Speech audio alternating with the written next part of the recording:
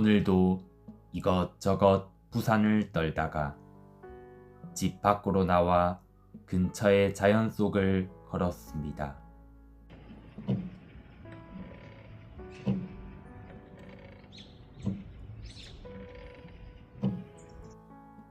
인간이 자연을 생각하고 자연에서 시간을 보내려고 하는 것은 어쩌면 이미 자연으로부터 많이 멀어졌다는 뜻인지도 모르겠습니다.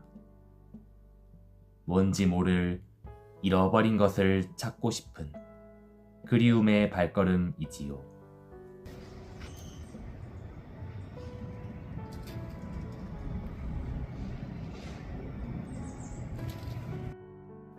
전해지는 한 이야기가 있습니다. 한 사내가 숲속의 새가 노래하는 새소리가 너무 아름다워 그 소리를 가지기 위해 새를 자신의 집으로 잡아와 새장 안에 가둡니다. 그러나 새는 며칠 못 가 죽고 새의 아름다운 소리도 죽습니다. 이 단순한 이야기에 담긴 깊은 진실은 사내는 새를 죽임으로써 새의 소리를 죽이지만 새의 소리가 죽음으로써 결국 사내 자신도 죽는다는 것입니다.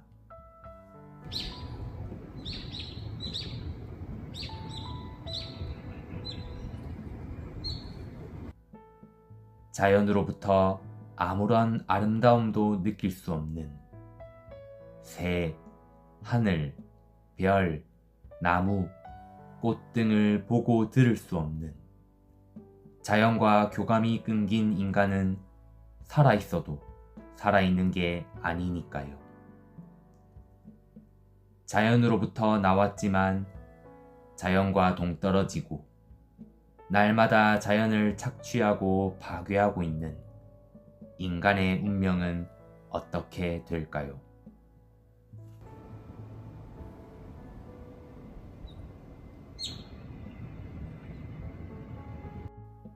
아직 새 소리를 아름답다라고 느낄 수 있다는 것은 여전히 희망이 있다는 것입니다. 지금 우리에게 가장 중요한 것은 AI도 아니고 투자와 재테크도 아니고 자연에 대한 연민과 사랑의 감정을 유대와 감수성을 기르는 것인지도 모릅니다. 돌아보니 내 마음도 이미 많이 메마르고 황폐해져 있었습니다. 뜨겁게 가열되어 있고 절제하지 못하고 끊임없이 무언가를 손에 쥐려 더 많이를 외치고 있죠.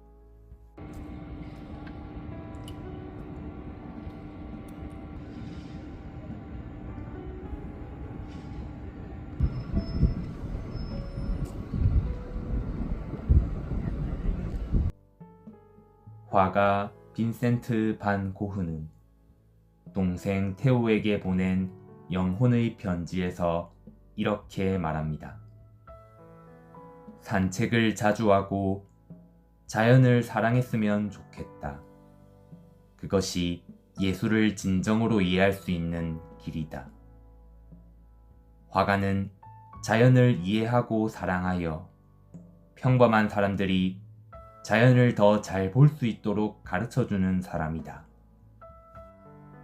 고흐의 다음의 글을 보면 고흐가 자연 속에서 그림을 그릴 때 현장에서 경험하는 생생한 생각과 감정을 잘 엿볼 수 있다.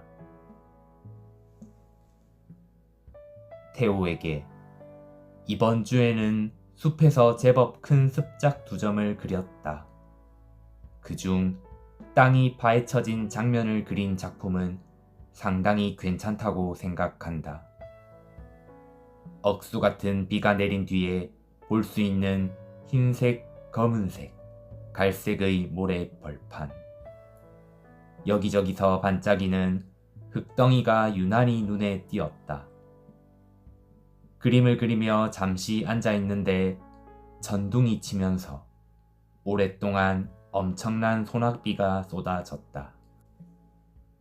그래도 그곳에서 떠나지 않고 큰 나무 아래로 몸을 피했다. 비가 그치고 까마귀가 다시 날아다니자 기다렸던 걸 다행으로 여기게 되었다. 비 내린 숲의 흙이 찬란한 검은색을 띠었기 때문이다. 비가 오기 전에 시야를 낮추기 위해 무릎을 꿇고 그림을 그리고 있었기 때문에 비가 그쳤을 때는 진흙탕에 무릎을 꿇어야 했다. 새로운 형식이 탄생하는 것은 바로 그런 식의 모험 덕분이지. 그러니 아무래도 평범한 작업복을 입는 것이 당연하겠지. 모베와 그의 그림에 대해 이야기를 나눈 적이 있는데 그때 그는 흙덩이를 그리면서 원근감을 살리는 것은 힘든 일이라고 했다. 오늘 그림을 작업실로 가져올 수 있었다.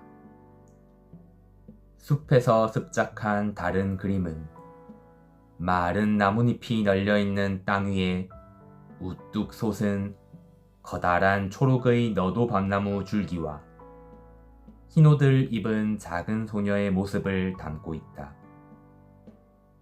이걸 그릴 때 아주 어려웠던 점은 일정하지 않은 거리를 두고 있는 나무줄기 사이에 적절한 공간을 주면서 원근법에 따라 변하는 줄기의 형태와 굵기를 그려내는 동시에 그림을 밝게 하는 일이었다.